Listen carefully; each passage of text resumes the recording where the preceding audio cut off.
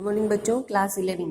कल मैंने आपको प्रेमचंद जी का जीवन परिचय समझाया था, उसको आपको अपनी कॉपी में लिखना है। उनका जो पाठ है आपके है नमक का दरोगा। यहाँ पर जो है वंशीधर नामक इसमें पात्र हैं जो बहुत ही ईमानदार होते हैं और वह नमक विभाग में दरोगा के पद पर आसीन होते हैं। बहुत लोग उन्हें खरीदने की कोशिश करते हैं लेकिन वो अपना काम जो है ईमानदारी से करते हैं। तो इसमें यही बताया है कि धन के ऊपर धर्म की इसमें जीत होती है। और पहले किस तरीके से कठिनाई से जो है नौकरी मिलती थी, इसमें लोग जाने पर आतुर रहते थे क्योंकि ऊपर की जो इनकम होती थी वह बहुत ज़्यादा होती है। तो इसमें सब बताया है कि कैसे लोग धर्म भ्रष्ट हो जाते हैं, अपनी नौकरी का कैसे फ़ायदा उठाते हैं। लेकिन इसमें जो वंशीधर हैं उन्होंने कहीं पर भी अपना फ़ायदा नहीं उठाया, यहाँ तक कि उनको नौकरी से हाथ तक धोना पड़ा, लेकिन उन्होंने वो वहाँ पर अपनी बेईमानी नहीं की। यही इस कहानी में आपको बताया गया है। इसमें मैं थोड़ा थोड़ा आपको पढ़ाऊंगी तो आपको समझ में आ जाएगा। जब नमक का नया विभाग बना और ईश्वर प्रदत्त वस्तु के व्यवहार करने का निषेध हो गया तो लोग चोरी छिपे इसका व्यापार करने लगे। ईश्वर प्रदत्त यानी ईश्वर के द्वारा दी गई नमक जो है वो समुद्र से प्राप्त होता है, आप सभी लोगों को पता है। तो ये जो है इसका काला बाजारी आप नहीं कर सकते हो, है ना, चोरी छुपे इसको नहीं कर सकते हो। अनेक प्रकार के छल प्रपंचों का सूत्रपात हुआ, कोई घूस से काम निकालता था तो कोई चालाकी से। अधिकारियों के पो बारह हो गए, यानी मजे ही मजे हो गए, क्योंकि इसमें चालाकी से काम निकालते तो उनके बहुत इनकम होने लगी थी। पटवारी गिरी तरह सर्व सम्मानित पद छोड़ छोड़ कर लोग इस विभाग में बरकंदाजी करते थे, यानी सब इस विभाग में दौड़ने लगे क्योंकि उनको ऊपर की जो इनकम थी वह बहुत ज्यादा होने लग गई। इसमें दरोगा पद के लिए तो वकीलों का भी जी ललचाता था। वह समय था जब अंग्रेजी शिक्षा और ईसाई मत को लोग एक ही वस्तु समझते थे। फारसी का प्राबल्य था, यानी देश की आज़ादी के पहले का समय बताया गया है। इसमें प्रेम की कथाएं और श्रृंगार रस से काव्य पढ़कर फारसीदार लोग सर्वोच्च पद पर नियुक्त हो जाया करते थे। मुंशी वंशीधर भी जुलेखा की विरह कथा समाप्त करके मजनू और फराद के प्रेम वृत्तांत को, नल और नील की लड़ाई और अमेरिका के आविष्कार से अधिक महत्व की बातें समझते हुए रोजगार की खोज में निकले। यानी ये सब चीज़ें जीवन में बीत जाने के बाद, जवानी उनका जो लड़कपन था वो निकलने के बाद, वो भी अब काम के लिए निकले थे। उनके पिता एक अनुभवी पुरुष थे। पिता, जहाँ बच्चा बड़ा हो जाता है वहाँ हर पिता और माता अनुभवी हो ही जाते हैं। दुनियादारी की पता चल जाता है कि किस प्रकार इस दुनिया में काम होते हैं। इसीलिए वो भी समझाने, उनके बेटे को, वंशीधर को समझाने लगे, बेटा घर की दुर्दशा देख रहे हो, ऋण के बोझ से दबे हुए हैं। ऋण यानी बहुत कर्जा है।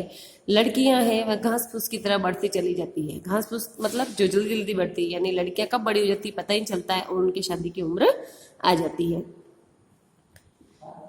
मैं कगारे पर वृक्ष हो रहा हूँ, कगारे पर वृक्ष हो रहा हूँ यानी मैं बूढ़ा हो रहा हूँ। न मालूम कि गिर पड़ूं, यानी किनारे पर खड़ा हूँ, कब मेरी मृत्यु हो जाए पता नहीं। अब तुम ही घर के मालिक मुख्तार हो, नौकरी में ओहदे की ओर ध्यान मत देना, यह तो पीर का मजार है, निगाह चढ़ावे और चादर पर रखनी चाहिए। यहाँ पर बताया कि नौकरी चाहे तुम्हें किसी भी पोस्ट पर लगे, है ना, कौन से भी ओहदे पर लगे, पर यह ध्यान रखना कि ऊपर की इनकम को तुम छोड़ना मत। नौकरी में ओहदे की ओर ध्यान मत देना। मासिक वेतन तो पूर्ण मासिक का चांद है जो एक दिन दिखाई देता है और घटते घटते लुप्त हो जाता है।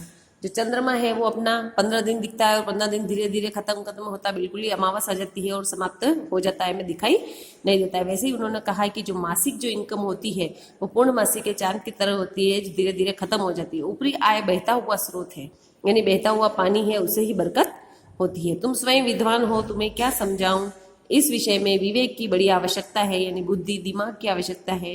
मनुष्य को देखो, उसकी आवश्यकता को देखो और अवसर को देखो, उसके उपरांत जो उचित समझो करो। कि सब कुछ देखने के बाद जो तुम्हें उचित लगे वो तुम्हें करना है।